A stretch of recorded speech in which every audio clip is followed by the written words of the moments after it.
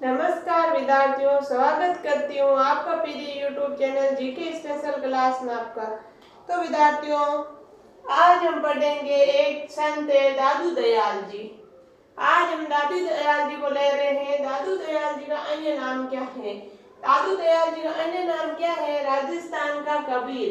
राजस्थान का कबीर किसे कहते हैं? दादू दयाल जी को कहते हैं।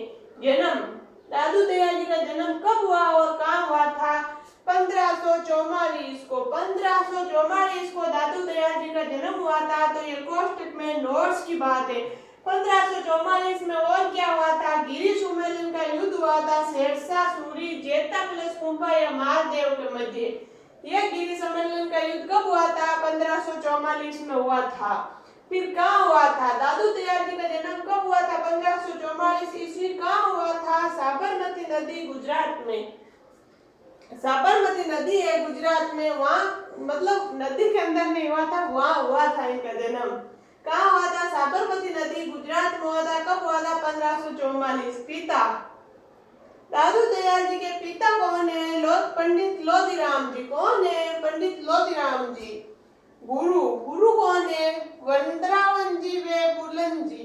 वंदरावन जी वे बुलन जी इनके गुरु हैं। ये है संत दादू दयाल जी। अन्य नाम है राजस्थान का कबीर दादू दयाल जी का। आप इनका एक बार स्क्रीनशॉट लो, फिर हम आगे बढ़ रहे हैं। ले लिया होगा।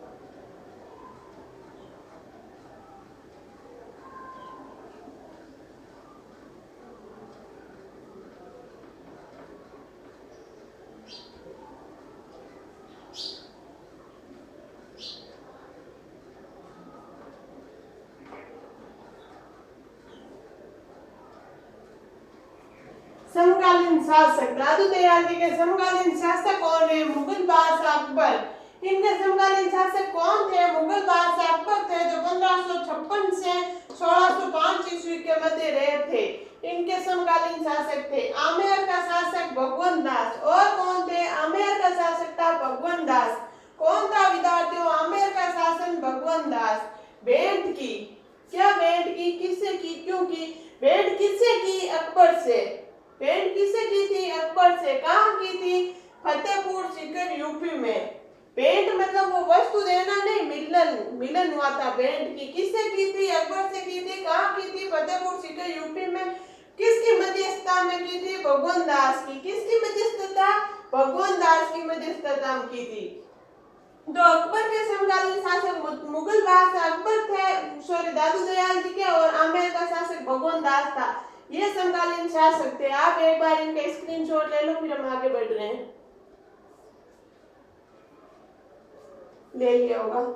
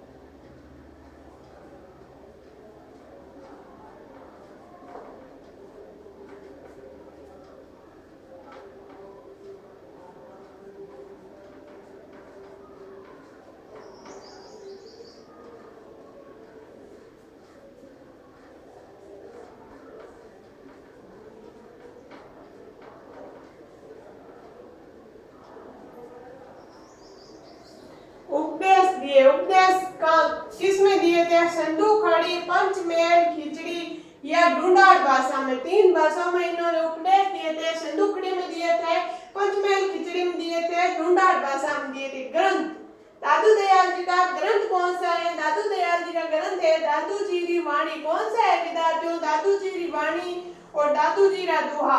दादू जी री वाणी और दादू जी रा दुहा दो दादू दयाल जी के ग्रंथ है। कौन कौन से हैं? दादू जी की वाणी और दादू दयाल जी का दुहा या दादू जी रा दुहा। कुल शिष्य दादू दयाल जी के कुल शिष्य कितने थे? तो विद्यार्थियों दादू दयाल जी के कुल शिष्य थे 52। कितने शिष्य थे? 52 थे। क्या कहलाए वो 52 शिष्य? क्या कहलाए? तो दादू दयाल जी के 52 शिष्य थे, वो क्या कहलाए? दादू संप्रदाय के 52 स्तंभ। क्या कहलाए थे? ये प्रश्न आ सकता है। दादू संप्रदाय के 52 स्तंभ कौन कहलाए थे? तो जो दादू दयाल जी के कुल 52 शिष्य थे वो कहलाए थे। दादू दयाल जी के कुल कितने शिष्य थे? 52 थे। क्या कहलाए? दादू संप्रदाय के 52 स्तंभ कहलाए थे। ये आप एक बार इनके स्क्रीनशॉट लो, फिर हम आगे बढ़ रहे हैं।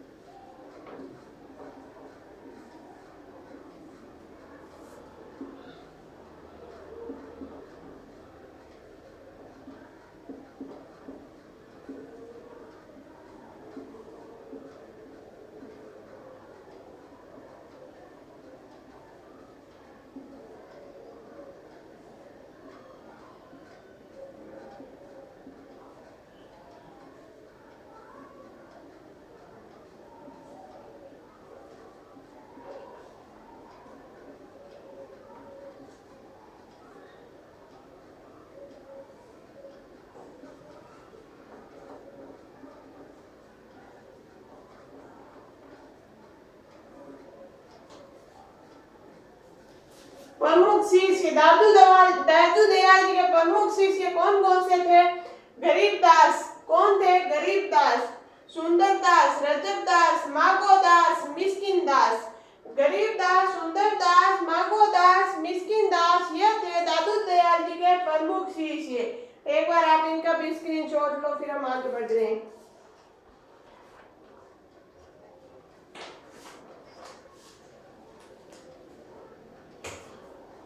ले लिया होगा।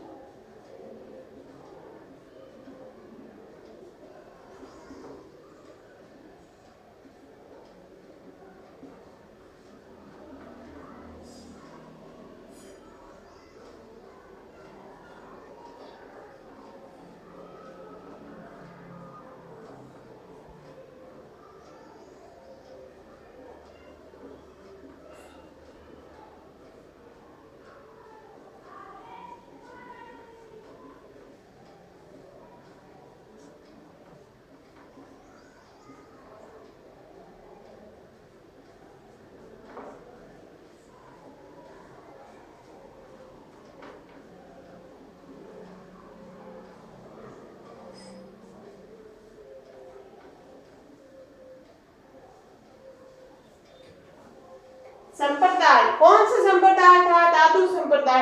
दादू दयाल जी के संप्रदाय कौन सा था विद्यार्थियों? दादू संप्रदाय। प्रमुख पीठ, इनके प्रमुख पीठ कहाँ है?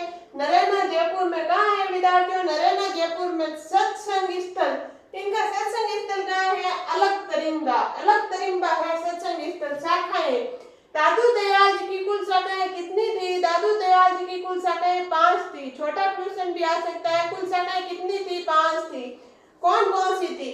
खालसा, विरक्त, उत्तराद, खाकी, नागा। खालसा, विरक्त, उत्तराद, खाकी, नागा। खालसा, विरक्त, उत्तराद, खाकी, नागा। खालसा, विरक्त, उत्तराद, खाकी, नागा। ऐसे आप याद करना, 5-6 बार पढ़ोगे तो आपको याद हो जाएगी। खालसा, विरक्त, उत्तराद, खाकी, नागा, ये कौन थी? ये प्रमुख 5 शाखाएं थी। ये वेरी वेरी मोस्ट है विद्यार्थियों, आप इनका ध्यान रखना, ये सारे मोस्ट हैं।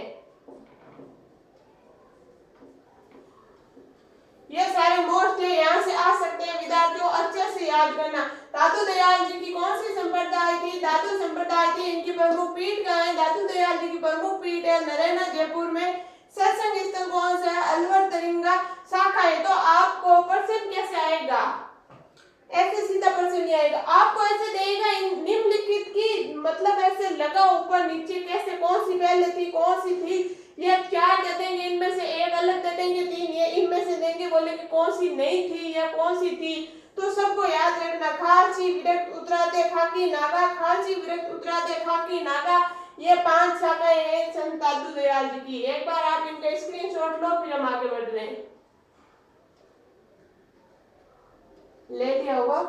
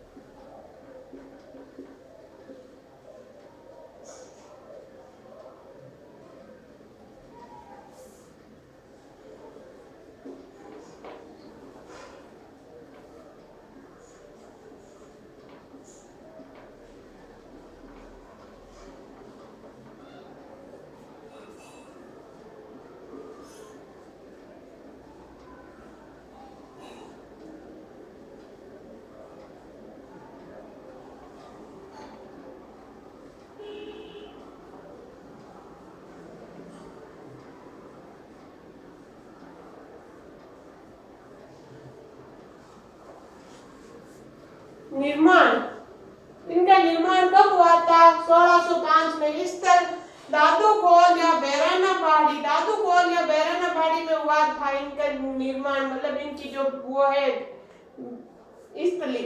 मेला, मेला कब लगता है? फाल्गुन शुक्ल 8 को। दादू दयाल जी का मेला कब लगता है? फाल्गुन शुक्ल 8 को लगता है। कहाँ लगता है? नरैना जयपुर में। कहाँ? नरैना जयपुर में लगता है। तो आप इनका भी स्क्रीनशॉट ले लो। ले लिया होगा। ये थे विद्यार्थियों दादू दयाल जी, आप इनको अच्छे से याद कर लेना सर, दादू दयाल जी।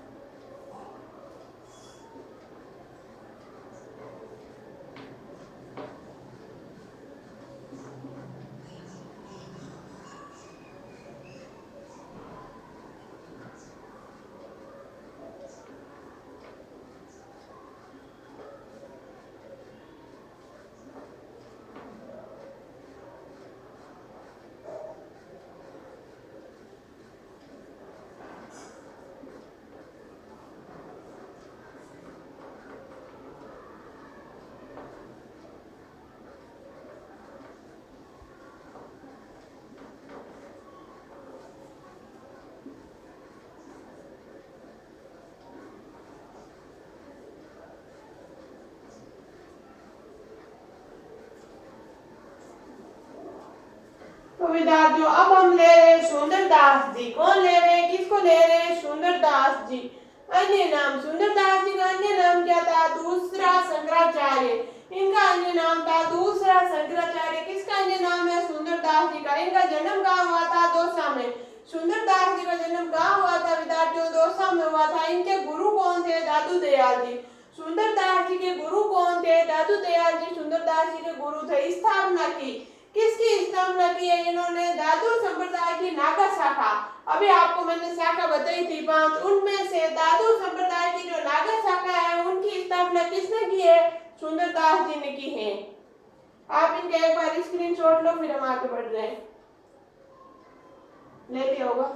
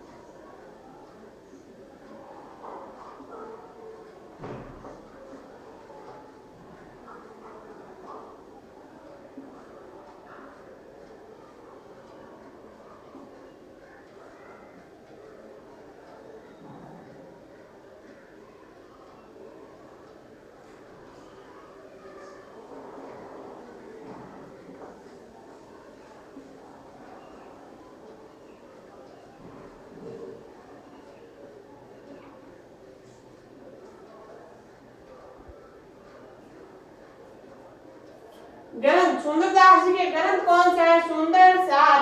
सुंदर सार प्रमुख पीठ कहाँ है? सांगानेर जयपुर में। इनका ग्रंथ कौन सा है? सुंदर सार। इनकी प्रमुख पीठ कहाँ है? सांगानेर जयपुर। सुंदर विलास ज्ञान सेवैया। सुंदर विलास। सुंदर ग्रंथावली ज्ञान समुंदर।